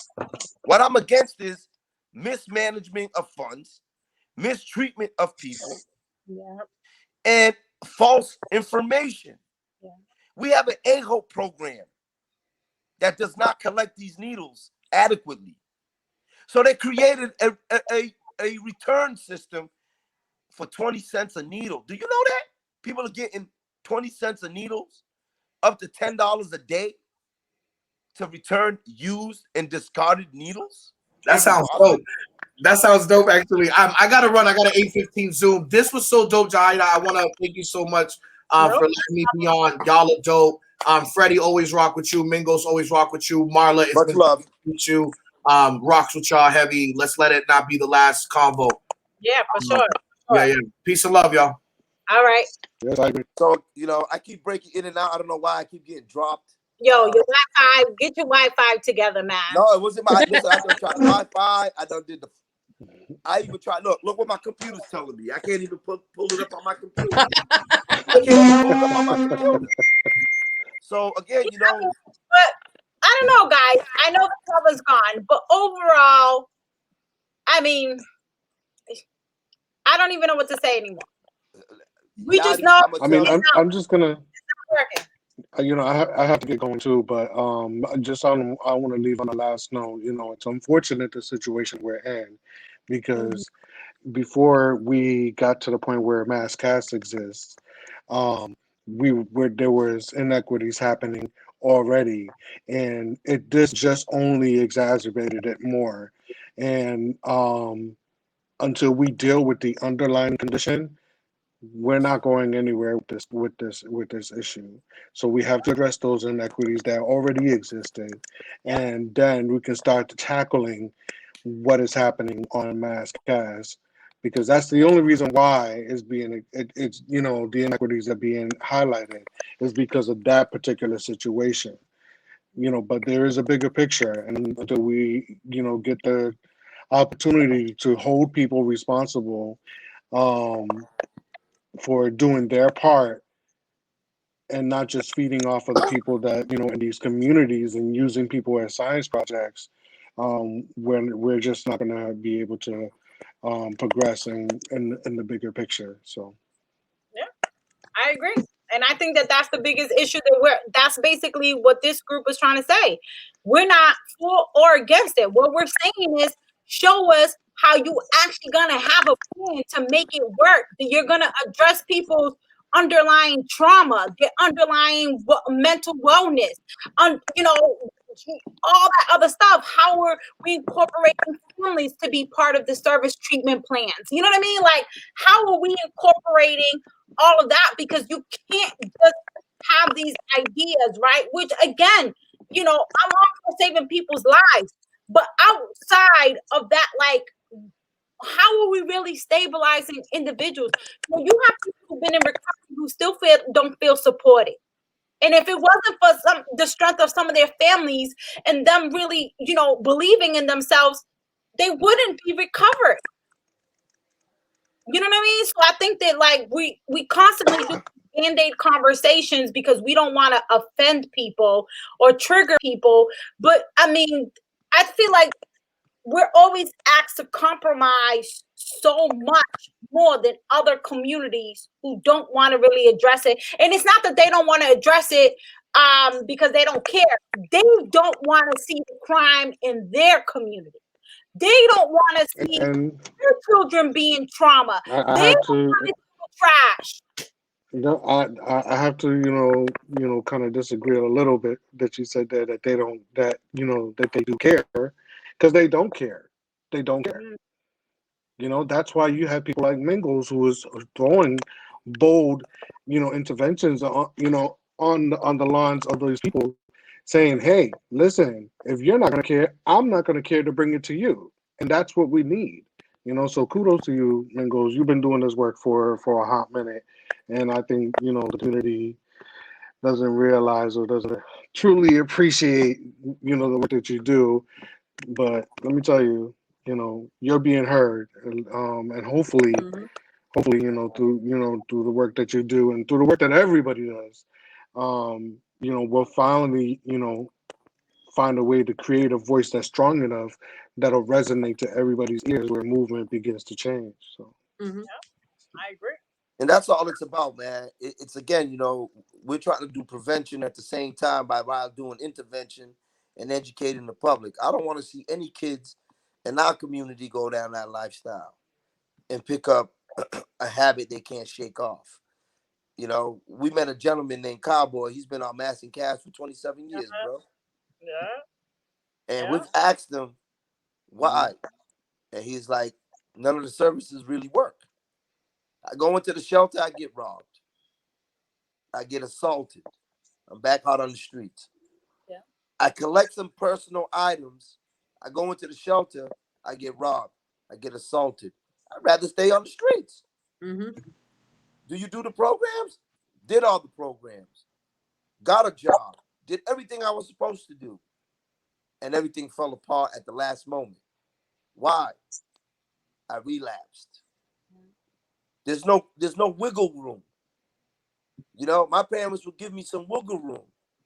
My father give me that. Then he'll give me that. And then by the third time, we know the wiggle room is gone. Yeah. We don't have that. We watched the EMTs revive somebody, go through his pockets, find not one bag, bags. So this individual was not only using, but he was also dealing. Yep. Taking off his person.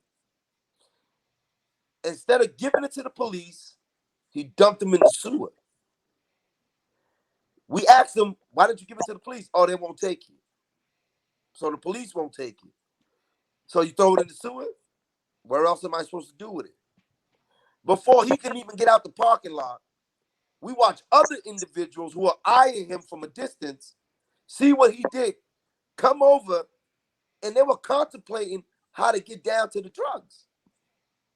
We watch people come over who are suffering, literally pick up when I mean sugar grain of crystal meth to go smoke. We're watching people pick up anything that looks or resembles a drug, pick it up and go smoke. We're listening to women tell us they're getting sexually assaulted. that they created their own bad date blog because the police laughed them off.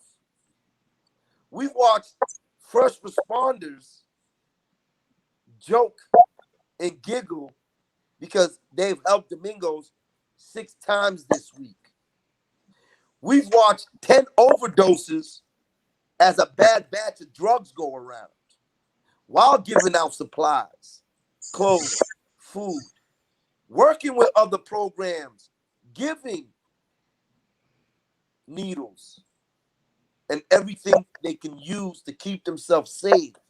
But at the same time, the transmittable diseases in Boston on Mass and Cass has gone up. Yeah.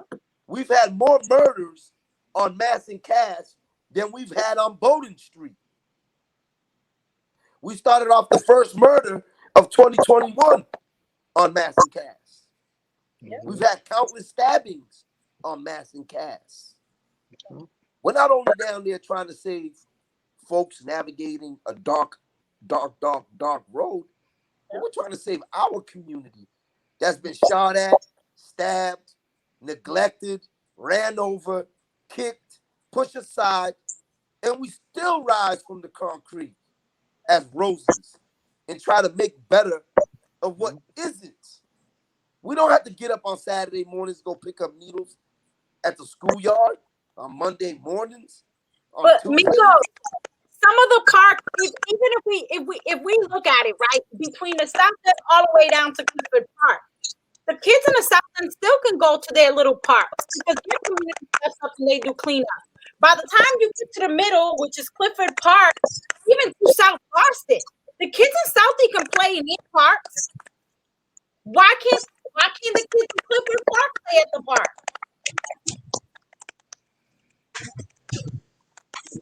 2 needle kiosks at Orchard Gardens, 2 needle kiosks at Mason School.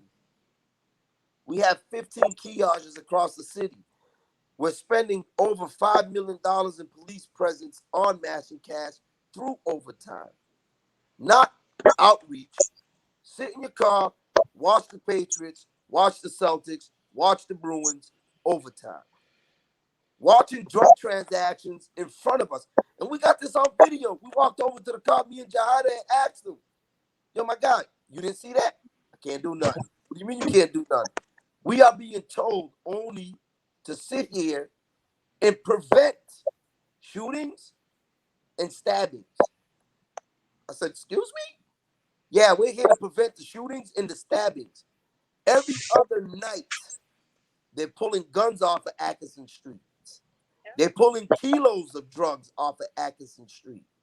There's not one drug dealer in Massachusetts that does not want to go to Atkinson Street for a few hours a week. I've been locked up on Mass and Cass a few times. Just saying. We're watching people come off the highway, pick up girls, pick up women, drive around, do their thing, come back and drop them off. The Mason schoolyard is being used as a hotel at night. People pulling up behind the school, doing the do, and they're pulling off. Not only behind the school, in the playgrounds, in the park. So On the playground equipment. I apologize if I work off my emotions. This is not a subject where you can't have emotions involved. They're human beings. You tried revising somebody and they OD on you.